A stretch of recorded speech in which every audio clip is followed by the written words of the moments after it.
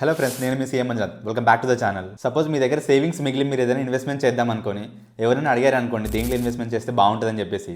Like ప్రతి ఒక్కరి దగ్గర మాక్సిమం ఆన్సర్ ఉంటుంది, ఏదో ఒకటి ఆన్సర్ చెప్తూనే ఉంటారు. కొంతమంది అయితే ఫుల్ లిస్ట్ చెప్తారు, 5 ఐటమ్స్, 10 ఐటమ్స్, 15 ఆప్షన్స్ కూడా చెప్పేస్తారు కొంతమంది.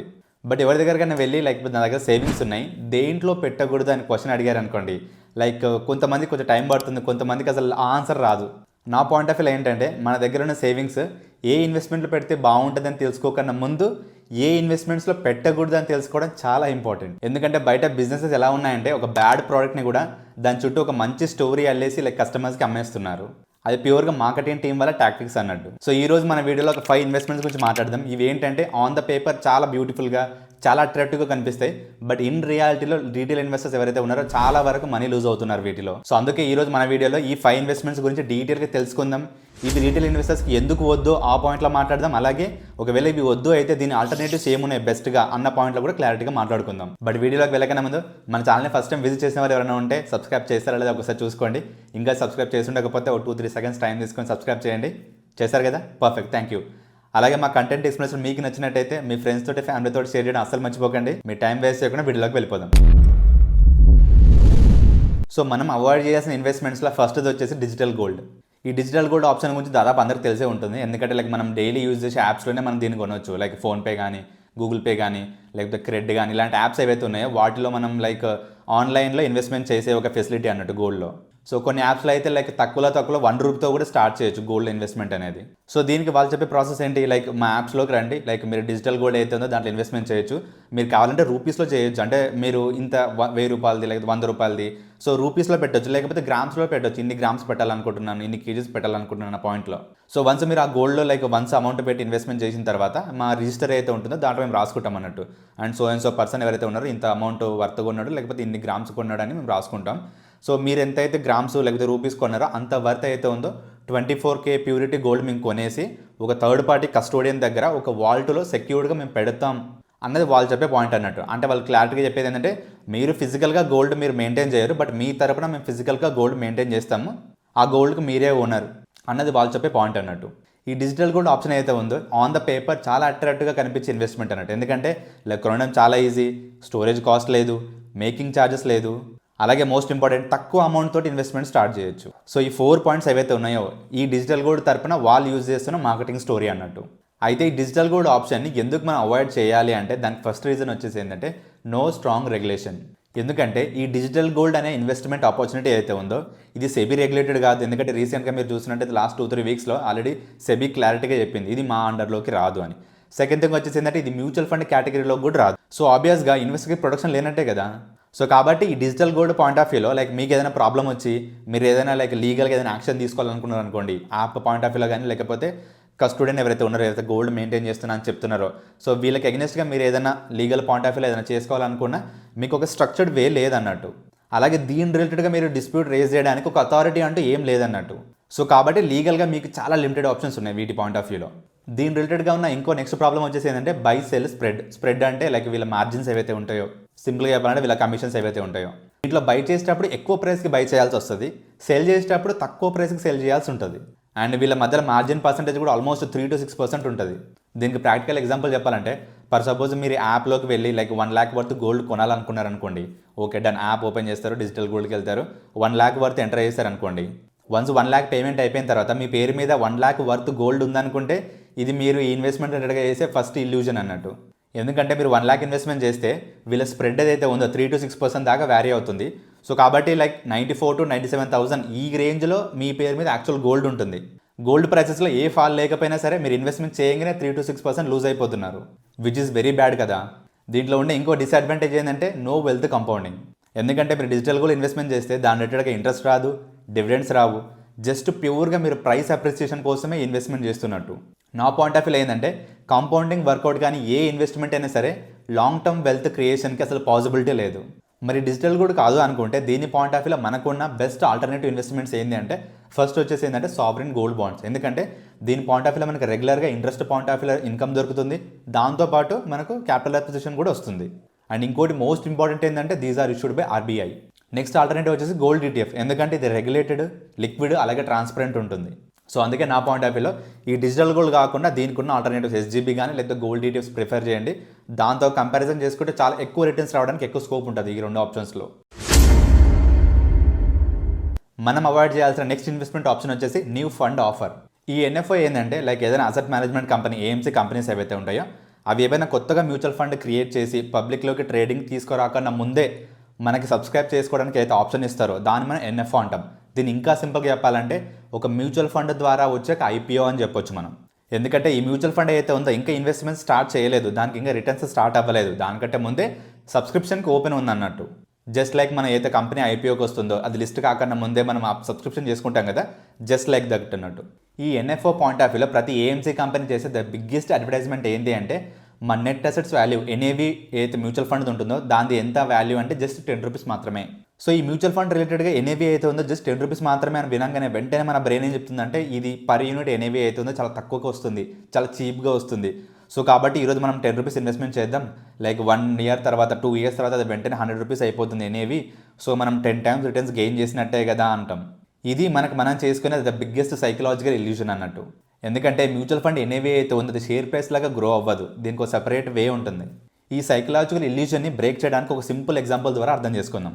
మన ఎగ్జాంపుల్ కోసం ఒక ఇద్దరు ఫ్రెండ్స్ని తీసుకుందాం. సో మిస్టర్ ఏ, మిస్టర్ బి వీళ్ళిద్దరు ఫ్రెండ్స్ అనుకుందాం. సో మిస్టర్ ఏ అయితే ఉన్నాడో ఒక కొత్త మ్యూచువల్ ఫండ్ ఎన్ఎఫ్ఐ అయితే ఉందో దాంట్లో ఇన్వెస్ట్మెంట్ చేస్తున్నాడు. మిస్టర్ బి అయితే ఉన్నాడో ఆల్రెడీ 4-5 ఇయర్స్గా ఉంటున్న ఒక మ్యూచువల్ ఫండ్లో ఇన్వెస్ట్మెంట్ చేస్తున్నాడు అనుకుందాం. ఫర్ సపోజ్ ఇద్దరి దగ్గర కూడా 1 lakh ఉంది. సో దాన్ని ఇన్వెస్ట్మెంట్ చేద్దాం అనుకుంటున్నారు వీళ్ళు. ఈ కొత్త మ్యూచువల్ ఫండ్ ఎన్ఎఫ్ఐ అయితే ఉందో దాని యొక్క ఎన్ఏవి వచ్చేసి 10 రూపీస్. ఆల్రెడీ అయితే మ్యూచువల్ ఫండ్ ఉందో మిస్టర్ బి ఇన్వెస్ట్మెంట్ చేస్తున్నాడు కదా, దాని యొక్క ఎన్ఏవి వచ్చేసి 100 రూపీస్. సో మిస్టర్ ఏకి ఎన్ని యూనిట్స్ అలాట్ అయి ఉంటాయి, 1 lakh ఇన్వెస్ట్మెంట్ చేస్తున్నాడు, ఎన్ఏవి వచ్చేసి 10 రూపీస్. సో కాబట్టి లైక్ 10,000 యూనిట్స్ అలాట్ అయినాయి ఏది మిస్టర్ ఏకి. మిస్టర్ బికి 1 lakh ఇన్వెస్ట్మెంట్ బట్ ఎన్ఏవి వచ్చేసి 100 రూపీస్, కాబట్టి 1000 యూనిట్స్ అలాట్ అయినాయి. మిస్టర్ ఏ ఇన్వెస్ట్మెంట్ చేస్తున్న ఫండ్ అలాగే మిస్టర్ బి ఇన్వెస్ట్మెంట్ చేస్తున్న ఎగ్జిస్టింగ్ ఫండ్ అవుతుంది, ఈ రెండు కూడా ఈక్విటీ ఓరియంటెడే. సో కాబట్టి లైక్ బయట మార్కెట్ పర్ఫార్మెన్స్ ఎలా ఉంటే ఈ రెండింటి యొక్క పర్ఫార్మెన్స్ అలా ఉంటుంది. సో ఫర్ సపోజ్ ఆ ఇయర్లో మార్కెట్ 20% రిటర్న్ వచ్చింది అనుకోండి. సో కాబట్టి ఈ మ్యూచువల్ ఫండ్స్ కూడా 20% రిటర్న్ వచ్చి ఉంటుంది కదా. సో ఫర్ ఎగ్జాంపుల్కి ఈ రెండు కూడా ఆ ఇయర్కి 20% రిటర్న్ జనరేట్ చేసాయని అనుకుందాం. సో 1 year తర్వాత వీళ్ళ పొజిషన్ ఎలా ఉందో ఒకసారి చూద్దాం. So first mister A point of వ్యూలో మాట్లాడితే తను ఇన్వెస్ట్మెంట్ చేస్తున్నప్పుడు ఎన్ఏవి ఎంత, లైక్ 10 రూపీస్. సో 1 year తర్వాత 20% రిటర్న్ వచ్చింది కాబట్టి లైక్ 10 రూపీస్ ప్లస్ 20% అంటే క్లోజింగ్ ఎన్ఏవి వచ్చేసి 12 రూపీస్. సో ఈయన దగ్గర ఎన్ని యూనిట్స్ ఉన్నాయి, 10,000 యూనిట్స్ ఉన్నాయి. సో ఇంటూ క్లోజింగ్ ప్రైస్ ఎంత, 12 రూపీస్. అంటే మొత్తం మీద దీని వాల్యూ ఎంత, తను ఇన్వెస్ట్మెంట్ చేసిన వాల్యూ ఎంత, 1,20,000. సో ఇప్పుడు next mister B point of వ్యూలో మాట్లాడితే తను ఎగ్జిస్టింగ్ ఫండ్లో పెట్టాడు కదా, 1 year బ్యాక్ ఎంత, 100 రూపీస్కి ఇన్వెస్ట్మెంట్ చేశాడు, 20% రిటర్న్ కాబట్టి లైక్ 20 రూపీస్ గెయిన్ అయి ఉంటుంది. సో 100 ప్లస్ 20 రూపీస్ ఎంత, 120 rupees closing NAV. Number of units ఎన్ని ఉన్నాయి, 1000 యూనిట్స్ ఉన్నాయి. సో 1000 యూనిట్స్ ఇంటూ 120 రూపీస్ ఎంత వాల్యూ మొత్తం, 1,20,000. ఎస్, మీరు ఇప్పుడు అబ్జర్వ్ చేసేది కరెక్టే. 1 year తర్వాత mister A position mister B position almost same. Mister A స్టార్టింగ్లో అనుకున్నాడు కదా లైక్ ఈ ఫండ్ యొక్క ఎన్ఏవి తక్కువ ఉంది కాబట్టి చీప్గా దొరుకుతుంది మనకు, సో కాబట్టి దాంతోపాటు నాకు నెంబర్ ఆఫ్ యూనిట్స్ ఎక్కువ వస్తున్నాయి. సో కాబట్టి 1 year తర్వాత 2 years తర్వాత మిస్టర్ బితో కంపారిజన్ చేసుకుంటే నేను మంచి రిటర్న్స్ గెయిన్ చేస్తాను అనుకున్నాడు కదా. But at the end of the 1 year తర్వాత ఏం జరిగింది, ఇద్దరు సేమ్ పొజిషన్లో ఉన్నారు. ఎందుకంటారు, దీనికి మెయిన్ రీజన్ ఏంటంటే సైకలాజికల్ ఇల్యూషన్. ఏంటంటే మన దగ్గర ఎక్కువ యూనిట్స్ ఉంటే ఎక్కువ రిటర్న్స్ వస్తాయని, లేకపోతే ఎన్ఏవి తక్కువ ఉందంటే అది చీప్ ఫండ్ అని. ఈ 2 points క్రియేట్ చేసే సైకలాజికల్ ఇల్యూషన్ వల్లనే చాలామంది ఎన్ఎఫ్ఓలో ఇన్వెస్ట్మెంట్ చేస్తారు. మ్యూచువల్ ఫండ్ రిలేటెడ్గా మనందరూ తెలుసుకోవాల్సిన బేసిక్ థింగ్ ఏంటంటే మ్యూచువల్ ఫండ్ రిలేటెడ్గా మీ దగ్గర ఎన్ని యూనిట్స్ ఉన్నాయి, అది ఎంత ఎన్ఏవి అనేది మెయిన్ థింగ్ కాదు. మ్యూచువల్ ఫండ్ అనేది ఎలా పర్ఫార్మెన్స్ అవుతుంది ఆ బేస్ చేసుకునే మీ రిటర్న్స్ అనేవి డిసైడ్ అవుతాయి. ఒక ఫండ్ యొక్క ఎన్ఏవి తక్కువ ఉంది, లేకపోతే ఒక ఫండ్లో మనకు నెంబర్ ఆఫ్ యూనిట్స్ ఎక్కువ వస్తున్నాయి కాబట్టి మనకి ఫ్యూచర్లో వేరే వాళ్ళతో కంపారిజన్ చేసుకుంటే, వేరే మ్యూచువల్ ఫండ్స్తో కంపారిజన్ చేసుకుంటే మనకి ఎక్కువ రిటర్న్స్ వస్తాయి అన్నది ఇల్యూజన్ మాత్రమే. ఎందుకంటే ఎన్ఏవి అంటే ఏంటి, ఆ మ్యూచువల్ ఫండ్లో ఉన్న టోటల్ ఇన్వెస్ట్మెంట్స్ యొక్క మార్కెట్ వాల్యూ మైనస్ ఏదైతే మేనేజ్మెంట్ ఎక్స్పెన్సెస్ మెయింటైనింగ్ ఎక్స్పెన్స్ అయితే ఉంటాయో అవి మైనస్ చేస్తే ఏదైతే వాల్యూ వస్తుందో దాన్ని డివైడెడ్ బై ఎంతమంది యూనిట్ హోల్డర్స్ ఉన్నారు డివైడెడ్ బై చేస్తే వచ్చే ఏదైతే వాల్యూ ఉంటుందో అది ఎన్ఏవి అవుతుంది. సో కాబట్టి ఒక మ్యూచువల్ ఫండ్ యొక్క ఎన్ఏవిని మనం వాల్యుయేషన్ పాయింట్లో చూడొద్దు, అకౌంటింగ్ పాయింట్లో చూడాలంతే. మరి మన అందరం ఎన్ఎఫ్ఓని ఎందుకు అవాయిడ్ చేయాలి యాజ్ అ ఇన్వెస్ట్మెంట్గా అంటే, ఫస్ట్ థింగ్ ఏంటంటే వీళ్ళు అయితే 10 రూపీస్ ఎన్ఏవి అయితే మార్కెటింగ్ చేస్తారో అది ప్యూర్గా మార్కెటింగ్ ట్రిక్ మాత్రమే. వాల్యుయేషన్ పాయింట్ ఆఫ్ వ్యూలో, performance point of view, returns point of వ్యూలో ఎలాంటి ఎఫెక్ట్ ఇవ్వదు అది. సెకండ్ ఇంపార్టెంట్ థింగ్ ఏంటంటే నో ట్రాక్ రికార్డ్. ఎందుకంటే ఆ మ్యూచువల్ ఫండ్ రిలేటెడ్గా మనకు పాస్ట్ పర్ఫార్మెన్స్ ఎలా ఉందో తెలియదు. అలాగే ఫండ్ మేనేజర్స్ ఎవరైతే ఉన్నారో ఆ ఫండ్ రిలేటెడ్గా, కొత్త ఫండ్ రిలేటెడ్గా ఎవరైతే మేనేజర్స్ ఉన్నారో ఫండ్ మేనేజర్స్, వాళ్ళ గురించి కూడా మనకి ఏం తెలియదు. సో కాబట్టి ఆ మ్యూచువల్ ఫండ్లో ఇన్వెస్ట్మెంట్ చేయాలా లేదా అనే డెసిషన్ నువ్వు దేని మీద తీసుకున్నట్టు, సో ప్యూర్గా అన్సర్టనే కదా. నెక్స్ట్ ఇంపార్టెంట్ థింగ్ ఏంటంటే ప్రతి ఎన్ఎఫ్ఓ కూడా చాలా వరకు కూడా డూప్లికేట్ ఫండ్స్ తోటి వస్తుంది అన్నట్టు. అంటే ఆల్రెడీ మార్కెట్లో ఎగ్జిస్టింగ్ ఏవైతే మ్యూచువల్ ఫండ్స్ ఉంటాయో వాటి యొక్క రెప్లికా మాత్రమే. ఇదేదో కొత్తగా స్ట్రాటజీ తోటి కొత్త ఫండ్ ఏదో క్రియేట్ చేయరు వీళ్ళు జస్ట్ ఏంటంటే మార్కెట్ని క్యాప్చర్ చేయడానికి తక్కువ ఎన్ఏవి తోటి వస్తున్నారు అన్నట్టు. ఆల్రెడీ ఎగ్జిస్టింగ్ ఉన్న మ్యూచువల్ ఫండ్స్కి రెప్లికా అయినప్పుడు నేను ఈ కొత్త మ్యూచువల్ ఫండ్ని ఏం నమ్మి పెడతాను? నాకు ఆల్రెడీ మంచి ట్రాక్ రికార్డ్ ఉన్న మంచి రిటర్న్స్ ఉన్న మ్యూచువల్ ఫండ్లో కదా నేను ఇన్వెస్ట్మెంట్ చేయాల్సింది. నెక్స్ట్ ఇంపార్టెంట్ ప్రాబ్లం వచ్చేసి టైమింగ్ రిస్క్. ఎందుకంటే ఈ ఎన్ఎఫ్ఐస్ అనేవి ఎప్పుడు పడితే అప్పుడు వస్తుంటాయి. పొరపాటున ఆ ఎన్ఎఫ్ఐస్ అనేవి మార్కెట్ సెంటిమెంట్ హైగా ఉన్నప్పుడు వచ్చినాయి అనుకోండి, అంటే మనం ఇన్వెస్ట్మెంట్ చేస్తున్నది ఏదైతే ఉందో పీక్ వాల్యుయేషన్లో చేస్తున్నట్టు, విచ్ ఇస్ వెరీ బ్యాడ్ కదా. సో ఇవన్నీ ప్రాబ్లమ్స్ ఉన్నాయి కాబట్టి ఎన్ఎఫ్ఓ యాజ్ ఎ ఇన్వెస్ట్మెంట్గా అవాయిడ్ చేయడమే బెటర్ అనేది నా ఒపీనియన్. మరి ఎన్ఎఫ్ఓ కాకుండా ఆల్టర్నేట్ ఇన్వెస్ట్మెంట్ ఏంటి అంటే ఉన్న మ్యూచువల్ ఫండ్లోకి వెళ్ళండి. ఎగ్జిస్టింగ్ మ్యూచువల్ ఫండ్ ఉంటుంది, దాని మంచి 5 to 10 years ట్రాక్ రికార్డ్ ఉన్నది తీసుకోండి. అందులో కూడా మంచి రిటర్న్స్ ఇచ్చే మ్యూచువల్ ఫండ్కి వెళ్ళండి. ఎందుకని హై రిస్క్గా ఉన్న ఒక ఎన్ఎఫ్ఓలోకి వెళ్ళడం? మనం అవాయిడ్ చేయాల్సిన నెక్స్ట్ ఇన్వెస్ట్మెంట్ ఆప్షన్ వచ్చేసి యూఎల్ఐపి, యూనిట్ లింక్డ్ ఇన్సూరెన్స్ ప్లాన్. ఈ యూఎల్ఐపిలో ఏంటంటే 2 కాంపనెంట్స్ ఉంటాయి. ఒకటి వచ్చేసి ఇన్సూరెన్స్ కాంపనెంట్, అంటే లైఫ్ ఇన్సూరెన్స్ అయితే ఉంటుందో అది కవరేజ్ వస్తుంది. సెకండ్ థింగ్ ఏంటంటే ఇన్వెస్ట్మెంట్, అంటే మీరు ఈక్విటీ ఓరియంటెడ్, డెట్ ఓరియంటెడ్, లేదా మిక్స్ ఓరియంటెడ్, ఇలా బేస్డ్ ఆన్ ఇన్వెస్టర్ యొక్క రిస్క్ టాలరెన్స్ బట్టి ఇన్వెస్ట్మెంట్ ఆప్షన్స్ కూడా ఇస్తారన్నట్టు. ఈ ప్లాన్లో 2 కాంపనెంట్స్ ఉంటాయి కాబట్టి, అంటే ఇన్వెస్ట్మెంట్ ఉంటుంది అలాగే ఇన్సూరెన్స్ ఉంటుంది కాబట్టి వేరే ఇన్సూరెన్స్ ప్లాన్స్తో కంపారిజన్ చేసుకుంటే వీటి యొక్క ప్రీమియం అనేది చాలా ఎక్కువగా ఉంటుంది. ఇందులో ఏంటంటే మీరు కట్టే ప్రతి ప్రీమియం కూడా స్ప్లిట్ జరుగుతుంది. ఎలా అంటే దీంట్లో మీరు ఇన్సూరెన్స్ ఉంటుంది కాబట్టి లైఫ్ ఇన్సూరెన్స్ రిలేటెడ్గా అయితే ప్రీమియం ఉంటుందో ఆ పార్ట్ మైనస్ చేసుకుంటారు. దాంతోపాటు పాలసీ అడ్మిన్ ఛార్జెస్, అంటే దీంట్లో లైఫ్ ఇన్సూరెన్స్ ఉంది కాబట్టి దాని రిలేటెడ్గా పాలసీ అడ్మిన్ ఛార్జెస్ ఈ 2 మైనస్ చేసుకుంటారు. ఓకే, రిమైనింగ్ బ్యాలెన్స్ ఉంది కదా, దాంట్లోంచి కూడా మీది ఇన్వెస్ట్మెంట్ ఉంది కదా, ఇన్వెస్ట్మెంట్ ఉంది కాబట్టి అలొకేషన్ ఛార్జెస్ అలాగే ఫండ్ మేనేజ్మెంట్ ఫీజు అని ఉంటుంది. ఈ 2 మైనస్ చేసుకొని మిగిలింది ఏదైతే ఉంటుందో దాన్ని ఇన్వెస్ట్మెంట్ కింద చూపిస్తారు అన్నట్టు. నేను ఏవైతే ఛార్జెస్ చెప్పానో, ఏది పాలసీ అడ్మిన్ ఛార్జెస్ కానీ ఫండ్ మేనేజ్మెంట్ కానీ అలొకేషన్ ఛార్జెస్ కానీ, ఇవి జస్ట్ మెయిన్ ఛార్జెస్ అన్నట్టు. ఇవి కాకుండా ఇంకా చాలా ఛార్జెస్ ఉంటాయి ఈ ఇన్సూరెన్స్ ప్లాన్లో. బట్ కామన్గా ఈ యూఎల్పి అమ్మే ప్రతి కంపెనీలో మెయిన్గా ఉండే ఛార్జెస్ ఇవి కాకుండా ఇంకా చిన్న చిన్న ఛార్జెస్ చాలా ఉంటాయి. సో ప్రతి ఇన్సూరెన్స్ కంపెనీ ఈ యూఎల్ఐపి ప్లాన్ని ఎలా సెల్ చేస్తుందంటే మీకు ఇన్సూరెన్స్ దొరుకుతుంది ప్లస్ ఇన్వెస్ట్మెంట్ దొరుకుతుంది కాబట్టి 2 కూడా ఒక ప్రోడక్ట్లో దొరుకుతున్నాయి కాబట్టి ఇట్స్ ద బెస్ట్ ప్రోడక్ట్ అని అడ్వర్టైజ్మెంట్ చేస్తూ అమ్ముతున్న ఒక ప్రోడక్ట్ అన్నట్టు ఇది. సో మనం ఎందుకు ఈ యూఎల్ఐపి ప్లాన్ అయితే ఉందో దాన్ని అవాయిడ్ చేయాలి యాజ్ ఇన్వెస్ట్మెంట్గా అంటే ఫస్ట్ థింగ్ వచ్చేసింది టూ మెనీ ఛార్జెస్. నేను ఇంతకుముందు చెప్పాను కదా, పాలసీ అడ్మిన్ కానీ ఫండ్ మేనేజ్మెంట్ కానీ అలొకేషన్ కానీ ఇవి చాలా ఇంపార్టెంట్ మాత్రమే. ఇవి కాకుండా చాలా హిడెన్ ఛార్జెస్ ఉంటాయి. అలాగే ఫస్ట్ 2-3 ఇయర్స్లో మెజారిటీ అయితే మనం ప్రీమియం అయితే కడుతుంటామో అందులో మెజారిటీ పోర్షన్ కూడా ఈ కాస్ట్లు కవర్ చేయడానికి అయిపోతుంది మనకు. సో కాబట్టి మన పేరు మీద యాక్చువల్ ఇన్వెస్ట్మెంట్ జరిగేది చాలా తక్కువ అమౌంట్ అవుతుంది. దీని రిలేటెడ్గా ఉన్న నెక్స్ట్ ప్రాబ్లం ఏంటంటే 5 year లాక్ ఇన్ పీరియడ్. ఈ యూఎల్పి ప్లాన్ అయితే ఉందో దీనికి 5 year లాక్ ఇన్ పీరియడ్ ఉందన్నమాట. అంటే 5 years టైంలో మీరు విత్డ్రా చేసుకోలేరు, క్యాన్సిల్ చేసుకోలేరు. లాక్ ఇన్ పీరియడ్ ఉన్న ఏ ఇన్వెస్ట్మెంట్ అయినా సరే నా point of view less preferable. Next problem ఏంటంటే లెస్ ఇన్సూరెన్స్ కవర్. ఎందుకంటే ఈ యూఎల్ఐపి ప్లాన్లో మీకైతే ఇన్సూరెన్స్ కవర్ దొరుకుతుంది, లైఫ్ ఇన్సూరెన్స్ కవర్ చాలా తక్కువ అన్నట్టు. మీరు అదే ప్రైస్ అదే ప్రీమియం అయితే ఉందో టర్మ్ ఇన్సూరెన్స్ కట్టారనుకోండి ఆల్మోస్ట్ 10-15 times ఎక్కువ కవర్ దొరుకుతుంది మీకు. ఇంకా దీని పాయింట్ ఆఫ్ వ్యూ ఇంకో ప్రాబ్లం ఏంటంటే లో రిటర్న్స్. ఎందుకంటే ఫర్ సపోజ్ మీరు కంపారిజన్ చేయండి, బయట ఉన్న మ్యూచువల్ ఫండ్ లేకపోతే మనం ఇన్సూరెన్స్ కంపెనీ మన తరపున ఏదైతే మనం ఆప్షన్ చూస్ చేసుకున్నామో, ఫర్ సపోజ్ ఈక్విటీ అనుకోండి. సో ఇన్సూరెన్స్ కంపెనీ వాళ్ళు మన తరపున ఈక్విటీ ఎక్స్పోజర్ తీసుకున్నారు. సేమ్ ఈక్విటీ ఎక్స్పోజర్ ఉన్న మ్యూచువల్ ఫండ్ కంపారిజన్ చేద్దాం. సో దీని పాయింట్ ఆఫ్ వ్యూ చూసుకుంటే మ్యూచువల్ ఫండ్ యొక్క రిటర్న్స్ ఎక్కువ ఉంటుంది. ఎందుకంటే ఇన్సూరెన్స్ కంపెనీ అయితే ఉంటుందో హయ్యర్ ఎక్స్పెన్స్ రేషియో ఉంటుంది. ఎందుకంటే మనకు తెలియకుండా చాలా హిడెన్ కాస్ట్లు ఉంటాయి. దేర్ బై లాంగ్ టర్మ్లో మన రిటర్న్స్ అనేవి తగ్గిపోతాయి. సేమ్ మార్కెట్ ఎక్స్పోజర్ ఉండి ఈ ఇన్సూరెన్స్ రిలేటెడ్గా అయితే ఎక్స్పెన్స్ ఎక్కువ ఉండడం వల్ల మన రిటర్న్స్ తగ్గిపోతున్న ప్లాన్లో మన ఇన్వెస్ట్మెంట్ చేయడం అన్నది డజంట్ మేక్ ఎనీ సెన్స్ కదా. ఇవన్నీ ప్రాబ్లమ్స్ ఉన్నాయి కాబట్టి యూఎల్ఐపి యాజ్ ఎ ఇన్వెస్ట్మెంట్ ఆప్షన్ కింద అవాయిడ్ చేయమని చెప్తున్నాను. మరి యూఎల్ఐపి కాదు అంటే దీని తరపున ఉన్న ఆల్టర్నేటివ్ ఇన్వెస్ట్మెంట్స్ ఏంటి అని తెలుసుకోకుండా ముందు ఫస్ట్ మనం ఒక పాయింట్ మీద క్లారిటీ తెచ్చుకుందాం. మన పాయింట్ ఆఫ్ వ్యూ ఏంటంటే లైఫ్ ఇన్సూరెన్స్ రిలేటెడ్గా మంచి కవర్ దొరకాలి మనకు, అంటే మంచి హైయర్ అమౌంట్ దొరకాలి. సెకండ్ థింగ్ ఏంటంటే ఇన్వెస్ట్మెంట్ పాయింట్ ఆఫ్ వ్యూలో మంచి రిటర్న్స్ రావాలి మనకు. ఈ 2 పాయింట్స్ ఏవైతే ఉన్నాయి ఇవి 2 కూడా 2 సెపరేట్ రిక్వైర్మెంట్స్. సో కాబట్టి ఈ రెండింటిని సెపరేట్ ఆప్షన్స్ లాగా చూడాలి, కానీ రెండింటిని కలిపి ఒక ఆప్షన్లో ఇన్వెస్ట్మెంట్ చేద్దాం, ఒక ఆప్షన్ని చూస్ చేసుకుందాం అన్నది నాట్ అ బెటర్ డెసిషన్. మీకు మంచి లైఫ్ కవర్ కావాలి, ఓకే డన్, ఒక మంచి టర్మ్ ఇన్సూరెన్స్కి వెళ్ళండి. మీకు మంచి రిటర్న్స్ కావాలి, ఓకే డన్, ఒక మంచి మ్యూచువల్ ఫండ్లో ఇన్వెస్ట్మెంట్ చేయండి. అలా కాకుండా రెండింటిని మిక్స్ చేసుకొని ఒకటే ప్లాన్లో మంచి ఇన్సూరెన్స్ కవర్ దొరకాలి, మంచి రిటర్న్స్ కావాలనుకోవడం అనేది నాట్ అ బెటర్ థింకింగ్. అలా చేయడం వల్ల మీరు ఎక్కువ కాస్ట్ ఇంకర్ అవుతున్నారు, బట్ దాని తరపున అయితే రిటర్న్స్ రావాలో అవి మీకు రీచ్ అవ్వట్లేదు. ఐ హోప్ నేను చెప్తున్న పాయింట్ మీకు అర్థమైందని అనుకుంటున్నాను నేను. ఓకే ఇదంతా విన్న తర్వాత మీరు ఒక క్వశ్చన్తో రెడీగా ఉన్నారని నాకు అర్థమైంది. సో ఈ యూఎల్ఐపిలో ఇంత డిసడ్వాంటేజ్ ఉన్నప్పుడు ఎక్కువ మంది దీన్ని ఎందుకు చూస్ చేసుకుంటున్నారు అని మీరు అడగొచ్చు. It's valid question. దానికి మెయిన్ రీజన్ ఏంటంటే ట్యాక్స్ బెనిఫిట్. ఈ ప్లాన్లో మీరు ఎంతైతే ప్రీమియం కడతారు ఇయర్లీ అంత ప్రీమియం వచ్చేసి మ్యాక్స్ 1,50,000 దాకా ఏటీసీ కింద మీరు ట్యాక్స్ బెనిఫిట్ తీసుకోవచ్చు. బట్ ఇక్కడ ఇంపార్టెంట్ థింగ్ ఏంటంటే ఇది ఓన్లీ ఓల్డ్ రెజ్యూమీలో మాత్రం పాసిబుల్. న్యూ రెజ్యూమీలో మీరు ప్రీమియం కట్టినా సరే దాన్ని మీరు ట్యాక్స్ బెనిఫిట్ కింద నాట్ అలౌడ్. సో కాబట్టి ఎవరైనా ఇంకా ఓల్డ్ రెజ్యూమీలో ఉన్న వాళ్ళకైతే లైక్ ఒకవేళ మీరు ట్యాక్స్ క్యాలిక్యులేషన్ చేసుకొని యూఎల్ఐపీ అయితే ఉందో మీకు లైక్ అడ్వాంటేజ్ డిసడ్వాంటేజ్ ఒకసారి మీరు క్యాలిక్యులేట్ చేసుకోండి. బట్ ఒకవేళ మీరు న్యూ రెజ్యూమీలో ఉన్న వాళ్ళైతే మాత్రం ఈ యూఎల్ఐపీ అయితే ఉందో అది నాట్ అట్ ఆల్ సజెస్టెడ్. ఎందుకంటే మీకు మంచి కవర్ దొరకదు, మంచి రిటర్న్స్ రావు, అలాగే మీకు ట్యాక్స్ బెనిఫిట్ కూడా లేదు. So it doesn't make any sense కదా.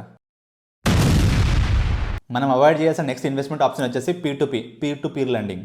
ఈ పీ ప్రాసెస్ని వర్క్ చేయించడానికి కొన్ని ప్లాట్ఫామ్స్ ఉన్నాయి, లైక్ కొన్ని వెబ్సైట్స్ కానీ లేకపోతే కొన్ని స్పెసిఫిక్గా ఆన్లైన్ యాప్స్ కూడా ఉన్నాయన్నట్టు. దీంట్లో వీళ్ళు ఏం చేస్తారంటే ఒక 2 పర్సన్స్ని కలుపుతారు అన్నట్టు. ఎవరినంటే లోన్స్ ఇవ్వాలి అనుకున్న వాళ్ళని, లోన్స్ తీసుకోవాలి అనుకున్న వాళ్ళని. ఈ లోన్స్ తీసుకోవాలనుకున్న వాళ్ళు ఇండివిజువల్స్ అవ్వచ్చు, లేకపోతే స్మాల్ బిజినెస్ నడుపుతారు కదా, లైక్ వాళ్ళన్నా అవ్వచ్చు. సో వీళ్ళిద్దరే డైరెక్ట్గా కలిపి ఇంటర్మీడియట్ లాగా పనిచేస్తుంది అన్నట్టు ఈ వెబ్సైట్ కానీ లేకపోతే ఆన్లైన్ యాప్స్ కానీ. సో ఇవ్వాలనుకున్న వాళ్ళు డైరెక్ట్గా వీళ్ళకి ఇవ్వచ్చు. వీళ్ళు ఏదైతే ఇంట్రెస్ట్ పే చేస్తారో ఆ ఇంట్రెస్ట్లో కొంచెం కమిషన్ కట్ చేసుకొని మిగిలింది మీకు ఇచ్చేస్తాము, మీరు almost like 10 to 15% interest gain చేయొచ్చు అన్నది వీళ్ళు అడ్వర్టైజ్మెంట్ చేసే స్టోరీ అన్నట్టు. మనం ఈ P lending as a investment ఆప్షన్గా ఎందుకు అవాయిడ్ చేయాలంటే ఫస్ట్ థింగ్ వచ్చేసిందంటే హై డిఫాల్ట్ రిస్క్. సో ఇక్కడ బారోవర్స్ ఎవరైతే ఉన్నారో, అంటే మన తరపున ఇంటర్మీడియట్ ఎవరైతే ఉన్నారో, వెబ్సైట్ కానీ యాప్ కానీ ఎవరికైతే అమౌంట్ ఇస్తుందో బారోవర్స్ ఎవరైతే ఉన్నారో వాళ్ళు చాలా వరకు ఇండివిజువల్స్ కానీ స్మాల్ బిజినెస్ కానీ, కాబట్టి వాళ్ళ దగ్గర సెక్యూరిటీ ఉండదు. సెకండ్ థింగ్ ఏంటంటే వాళ్ళ క్రెడిట్ క్వాలిటీ కూడా ఎక్కువ ఉండదు కదా. సో కాబట్టి డిఫాల్ట్ అవ్వడానికి హై ఛాన్సెస్ ఉన్నాయి. ఇంకోటి ఏంటంటే లైక్ మనం ఇచ్చిన అమౌంట్ అయితే ఉందో మొత్తం ఒకటే పర్సన్కి ఇవ్వరు, వీళ్ళు స్ప్లిట్ అప్ చేస్తారు. కొంత అమౌంట్ ఇండివిజువల్స్కి ఇవ్వచ్చు, కొంత అమౌంట్ లేకపోతే బిజినెస్కి ఇవ్వచ్చు. సో ఇందులో ఎవరు ఒక్కటి డిఫాల్ట్ అయినా సరే లైక్ ఇంట్రెస్ట్ పోర్షన్ పక్కకు పెట్టండి, ప్రిన్సిపలే రికవర్ కావద్దు కదా. సెకండ్ థింగ్ ఏంటంటే లిక్విడిటీ ఉండదు, మీరు అంత ఈజీగా ఎగ్జిట్ అవ్వలేరు అన్నట్టు. ఎందుకంటే బారోవర్ రీపే చేస్తేనే కదా మీకు అమౌంట్ వచ్చేది. సో కాబట్టి మీరు ఎగ్జిట్ అవ్వాలా లేదా అన్నది బారోవర్ రీపే కెపాసిటీ బట్టి, బారోవర్ రీపే చేస్తాడా లేదా అన్న దాన్ని బట్టి బేస్ అయి ఉంటుంది. లేదు దీనికోసం ఇంకో సెకండరీ మార్కెట్ ఏదైనా ఉందా, ట్రేడింగ్ ఉందా అంటే అలా కూడా పాసిబిలిటీ లేదు. కాబట్టి లిక్విడిటీ అనేది ద బిగ్గెస్ట్ ఇష్యూ అన్నట్టు దీనికి. నెక్స్ట్ ప్రాబ్లం ఏంటంటే వీక్ రికవరీ మెకానిజం. అంటే సపోజ్ బారోవర్ ఎవరైతే ఉన్నారో ఒకవేళ డిఫాల్ట్ చేస్తే, సో లీగల్ పాయింట్ ఆఫ్ వ్యూలో ఒక స్ట్రక్చర్డ్ వే అన్నట్టు లేదు, ఒక ఎస్టాబ్లిష్డ్ అథారిటీ అన్నట్టు ఎవరు లేరు. సో కాబట్టి లీగల్ పాయింట్ ఆఫ్ వ్యూలో వెళ్ళినా సరే జస్ట్ లైక్ ల్యాండ్ డిస్ప్యూట్స్ కొన్ని ఇయర్స్ వరకు వెళ్ళొచ్చు ఈ డిస్ప్యూట్స్ అనేవి. అంటే ఇలాంటి కేసెస్లో మోస్ట్లీ రికవరీ అయితే ఉందో అసలు ఇంపాసిబుల్ అన్నట్టు. ఒకవేళ అయినా కూడా చాలా నెగ్లిజిబుల్ అమౌంట్, చాలా పార్షల్ అమౌంట్ మాత్రమే రికవరీ చేయగలుగుతాం. నెక్స్ట్ దీని పాయింట్ ఆఫ్ వ్యూలో ఇంపార్టెంట్ ప్రాబ్లం ఏంటంటే మిస్లీడింగ్ నెంబర్స్ అన్నట్టు. ఏంటంటే లైక్ వీళ్ళు అయితే రిటర్న్స్ మనం జనరేట్ చేయొచ్చు అని చెప్తారో, లైక్ 10 to 15% కానీ, ఇంకొన్ని కేసెస్లో అయితే 15 to 20% కూడా అని చెప్తారు. సో ఇవన్నీ కూడా చాలా వరకు మిస్లీడింగ్ రిటర్న్స్ మాత్రమే. ఈ రిటర్న్స్ ఏవైతే ఉన్నాయో ఆన్ ద పేపర్ మాత్రమే కనిపిస్తాయి, కానీ యాక్చువల్గా చూసుకుంటే మాత్రం ఈ డిఫాల్ట్ రేషియో, ఈ ఎక్స్పెన్స్ రేషియో అన్నీ తీసుకుంటే కొన్ని కేసెస్లో ఎఫ్డీ కంటే తక్కువ రిటర్న్స్ జనరేట్ చేస్తాయి అన్నట్టు ఈ పీ లెండింగ్లో. సో ఈ ప్రాబ్లమ్స్ అన్నీ ఉన్నాయి కాబట్టి ఈ పీ లెండింగ్ అయితే ఉందో నాట్ అట్ ఆల్ సజెస్టెడ్ అన్నట్టు. మరి పీ లెండింగ్ కాకపోతే దీనికి ఉన్న ఆల్టర్నేటివ్ ఇన్వెస్ట్మెంట్స్ ఏంటి అంటే ఫస్ట్ థింగ్ వచ్చేసి ఎఫ్డీస్కి వెళ్ళొచ్చు, ఆర్బీఐ బాండ్స్కి వెళ్ళొచ్చు, లేకపోతే high quality debt mutual funds కూడా వెళ్ళొచ్చు కదా. మనం ఇన్ని ఆప్షన్స్ పెట్టుకొని యాక్చువల్గా ఎఫ్డీ కంటే తక్కువ రిటర్న్స్ వస్తున్న పీ లెండింగ్కి వెళ్ళడం అనేది like doesn't make any sense. మనం అవాయిడ్ చేయాల్సిన నెక్స్ట్ ఇన్వెస్ట్మెంట్ ఆప్షన్ వచ్చేసి ఏంటంటే క్రిప్టో కరెన్సీ. ఈ క్రిప్టో కరెన్సీ చాలా ఎక్కువ మంది ఇన్వెస్ట్మెంట్ చేయడానికి మెయిన్ రీజన్ ఏంటంటే దీని రిలేటెడ్గా జరిగే భారీ ప్రమోషనల్ యాక్టివిటీస్. ఎందుకంటే చాలా మంది దీన్ని న్యూ ఏజ్ డిజిటల్ అసెట్ అంటారు, ఇంకొంతమంది దీన్ని ఫ్యూచర్ ఆఫ్ మనీ అంటారు, ఇంకొంతమంది హై రిటర్న్ ఉన్న ఇన్వెస్ట్మెంట్ ఆపర్చునిటీ అంటారు. ఈ ప్రమోషన్స్ అన్ని లైక్ ఒక పర్సెంటేజ్ ఆఫ్ ఇంపాక్ట్ ఇస్తే ఇంకోటి మాత్రం 100% ఇంపాక్ట్ ఇస్తుంది. అదేంటంటే మీరు బిట్కాయిన్ మిస్ అయ్యారా, పర్లేదు ఈ కాయిన్ మాత్రం అస్సలు మిస్ అవ్వకండి. కథం ఇలాంటివన్నీ విన్న తర్వాత ఏమనిపిస్తుంది అంటే లైక్ మన దగ్గర ఇన్వెస్ట్మెంట్స్ మొత్తం అమ్మేసి మొత్తం తీసుకెళ్లి క్రిప్టో కరెన్సీలో పెట్టాలి అన్నంతగా ఇంపాక్ట్ ఇస్తారు అన్నట్టు. సో మనం క్రిప్టో కరెన్సీని ఎందుకు అవాయిడ్ చేయాలి అన్న పాయింట్లో మాట్లాడితే ఫస్ట్ థింగ్ వచ్చేసిందంటే హైలీ వోలటైల్. ఇక్కడ మీరు చూసుకున్నట్టయితే క్రిప్టో కరెన్సీ రిలేటెడ్గా లైక్ ఒకటే డేలో 150%, 200% ఇంక్రీజ్ అవుతాయి. అలాగే ఒకటే డేలో లైక్ -50%, -80% పడిపోవడానికి కూడా ఈక్వల్ స్కోప్ ఉంటుంది.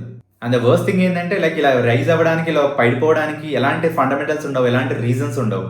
మీరు పెట్టే ఇన్వెస్ట్మెంట్స్ రీజన్ తెలియకుండా పడిపోవడం, రీజన్ తెలియకుండా పెరగడం అనేది వర్స్ట్ థింగ్ అన్నట్టు. దీని రిలేటెడ్గా ఉన్న ఇంకో ప్రాబ్లం ఏంటంటే no intrinsic value or cash flows. మీరు సపోజ్ మీరు స్టాక్స్ ఇన్వెస్ట్మెంట్ చేయాలనుకోండి, ఏం చూస్తారు, దాని ప్రైస్ మూమెంట్ చూస్తారు, ఆ కంపెనీ పే చేస్తున్న డివిడెండ్స్ ఎలా ఉన్నాయి అది చూస్తారు.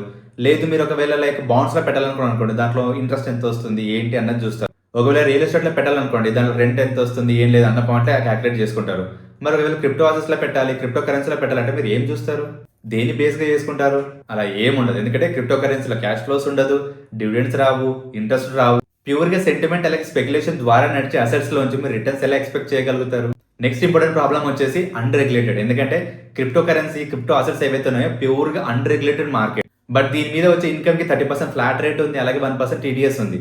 అంటే గవర్నమెంట్ చాలా క్లియర్‌గా ఉంది. దీని రిలేటెడ్‌గా ఇన్‌కమ్ వస్తే నేను రెడీగా ఉన్నా టాక్స్ తీసుకోవడానికి. బట్ దీని రిలేటెడ్‌గా నీకు లాస్ వచ్చినా, లేకపోతే దీని రిలేటెడ్ డిస్ప్యూట్ వచ్చినా నాకేం సంబంధం లేదు.